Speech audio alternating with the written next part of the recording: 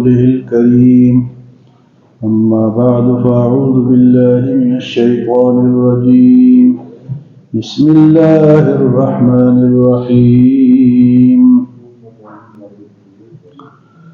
ولو جعلناه قرآنا أعجميا لقالوا لولا فصلت آياته أأعجمي وعربي قل هو للذين آمنوا هدى وشفاء والذين لا يؤمنون في آذانهم وقر وهو عليهم عمى أولئك ينادون من مكان بعيد ولقد آتينا موسى الكتاب فاختلف فيه ولولا كلمة سبقت من ربك لقضي بينهم وإنهم لفي شك منه مريب من عمل صالحا فلنفسه ومن أساء فعليها وما ربك بظلام للعبيد.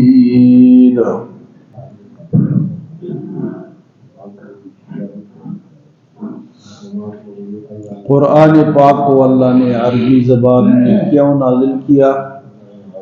کل بھی ذکر ہوا تھا، اس لیے کہ اس وقت تمام سمجھنے والے لوگ کیا تھے جی؟ وہ عربی زبان بولتے تھے. چھوٹے آپ چلو، باتیں نہ کرو، آپ چلو یہاں سے. وہ بزرگ ہیں، ان کو سمجھ نہیں آ رہے. تو قرآن کس میں جی؟ عربی زبان میں. عربی زبان میں اگر نہ ہوتا تو پھر یہ اعتراض کرتے اعجمی و عربی، بھئی یہ قرآن تو کسی اور زبان میں ہے اور ہم عربی ہیں. اعجمی عجمی جتنی باقی زبانیں ہیں، ترکی ہے، جرمنی ہے، فرانسیسی ہے، آجی انگلش ہے، پشتو ہے، اردو ہے، پنجابی ہے، یہ سب کیا ہے جی؟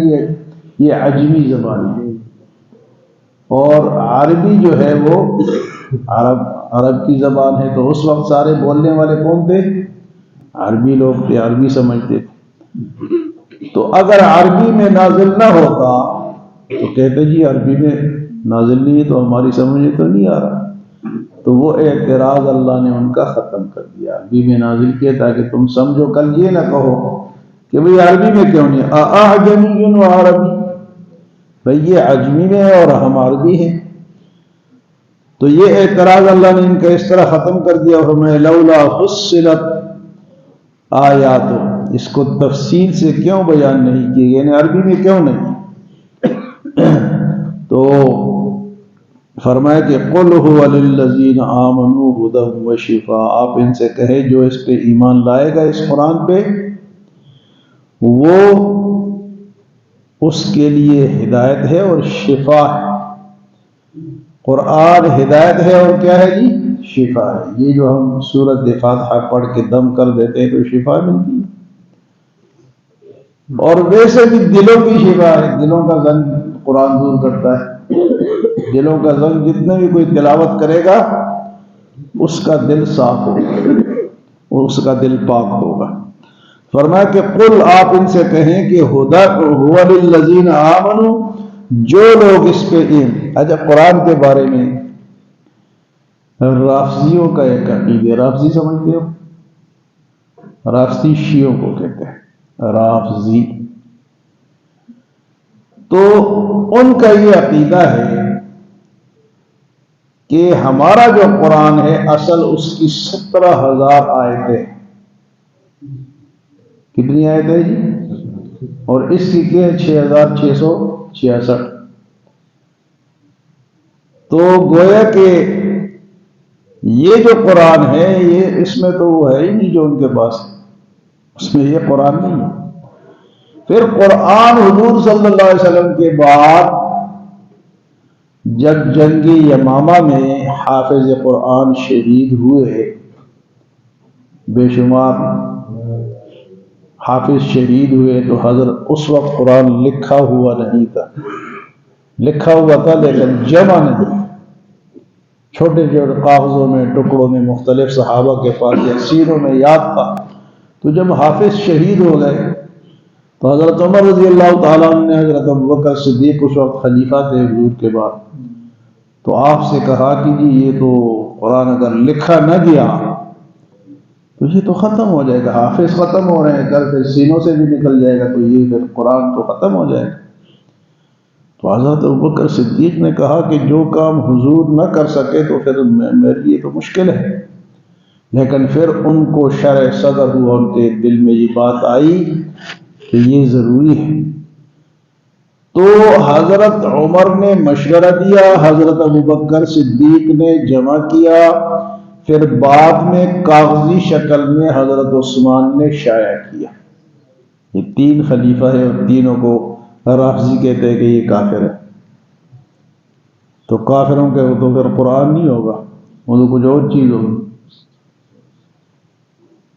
ابن العرجہ ان کا ایک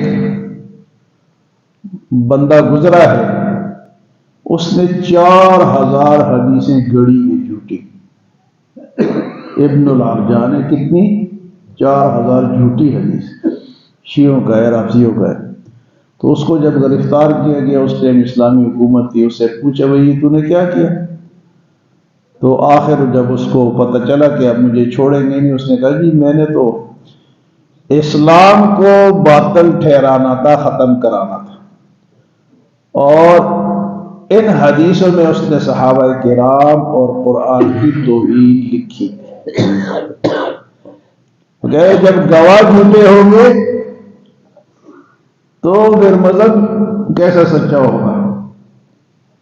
تو میرے بھائیو، یہ قرآن ہم تک صحابہ کرام نے پہنچایا ہے، انہوں نے اس کی حفاظت کی ہے، جانیں دی ہیں، تو تب ہم تک پہنچا ہے. اگر صحابہ گواہ ہیں، اللہ کی توحید کے بھی گواہ ہیں، حضور صلی اللہ علیہ وسلم کی رسالت کے بھی گواہ ہیں، قرآن کے بھی گواہ ہیں، اب گواہی غلط ہو تو پھر تو اسلام ختم ہو گیا.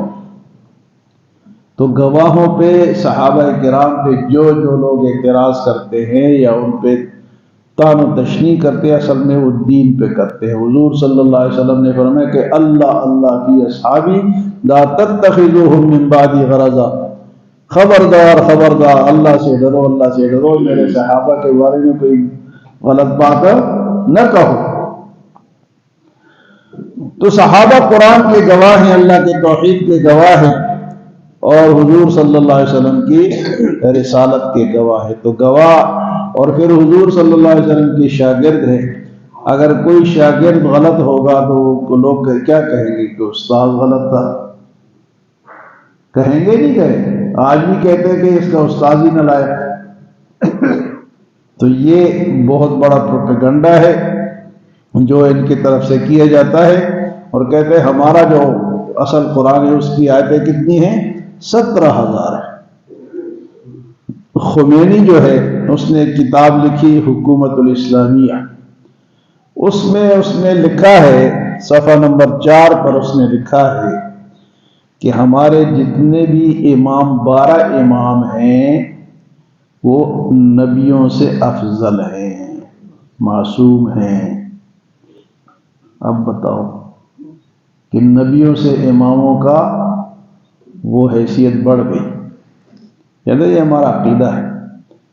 ایک محمد حسین ڈھکو، کوئی ہے پاکستان کا ہوگا، محمد حسین ڈھکو، اس نے لکھا ہے کہ ہم بھی ابو بکر کو خلیفہ مانتے لیکن مسلمان نہیں تھے. اب بتا، وہ کہتے حضرت عائشہ کو ہم ام المومنین مانتے ہیں لیکن وہ بھی مومن نہیں، خود مومن نہیں تھی. یہ خرافات ان لوگوں نے پھیلائے ہوئے ہیں اور ہم جناب ان کے پیچھے چل رہے ہیں. ہماری حکومت میں، ہماری جناب پولیس میں، ہماری فوج میں جگہ جگہ یہ ان کے قبضے ہیں اور یہ ان چیزوں کو پھیلاتے ہیں اور ہم لوگ مجبور ہیں.